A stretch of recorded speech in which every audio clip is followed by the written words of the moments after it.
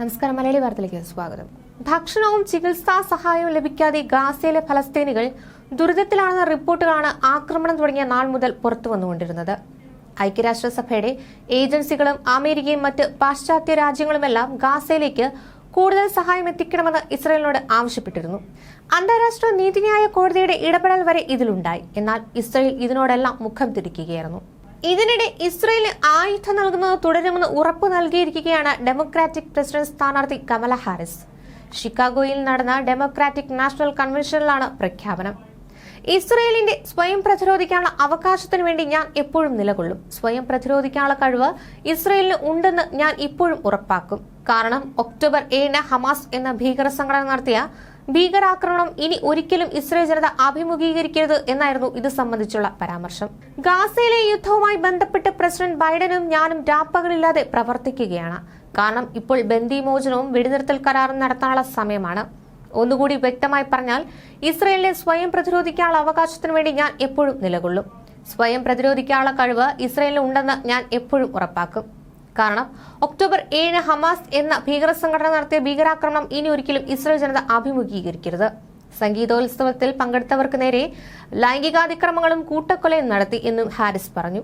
അതേസമയം ഗാസയിൽ വിനാശകരമായ കാര്യങ്ങളാണ് കഴിഞ്ഞ 10 മാസമായി നടക്കുന്നതെന്നും അവർ കൂട്ടിച്ചേർത്തു.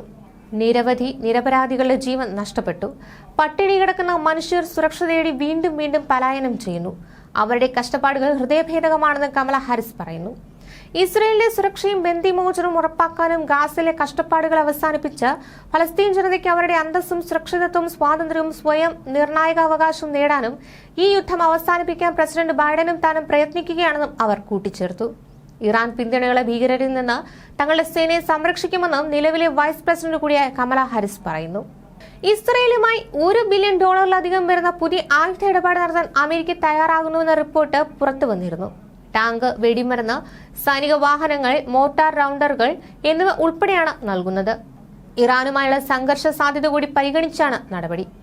ബൈഡൻ ഭരണകൂടം നിർദ്ദേശിച്ച കരാറിൽ $700 മില്യൺ 120 mm ടാങ്ക് വെടിമരുന്ന്, $500 മില്യൺ യുദ്ധവാഹനങ്ങൾ, $100 മില്യൺ 120 mm മോട്ടാർ റൗണ്ടറുകൾ എന്നിവ ഉൾപ്പെടുന്നുവെന്ന് US ഉദ്യോഗസ്ഥരെ ഉദ്ധരിച്ച് വാൾസ്ട്രീറ്റ് ജേർണൽ റിപ്പോർട്ട് ചെയ്തിരുന്നു. ഇത് ഹമാസിന്റെ ഒക്ടോബർ 7 ആക്രമണത്തിന് ശേഷം ഇസ്രയേലുമായുള്ള ഏറ്റവും വലിയ ആയുധ വിൽപ്പന കൂടിയാണ്.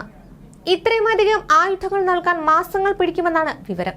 കൂടാതെ US കോൺഗ്രസിന്റെ അനുമതിയും ആവശ്യമാണ്. ഗാസയിൽ ഇസ്രയേൽ നടത്തുന്ന കൂട്ടക്കുരുതിയെ സഹായിക്കുന്ന അമേരിക്കൻ ഭരണകൂടത്തിന്റെ നിലപാടിനെതിരെ വലിയ വിമർശനമാണ് ലോകമെമ്പാടും ഉയരുന്നത്. ഇതിനിടയിലാണ് വീണ്ടും ആയുധം കൈമാറാൻ ശ്രമിക്കുന്നത്. ഇസ്രയേൽ നടത്തുന്ന ആസൂത്രിത വംശഹത്യയിൽ ഗാസയിൽ ഇതുവരെ 40,000-ത്തിലധികം പേരാണ് കൊല്ലപ്പെട്ടിരിക്കുന്നത്. ഇതിലധികവും കുട്ടികളും സ്ത്രീകളുമാണ്.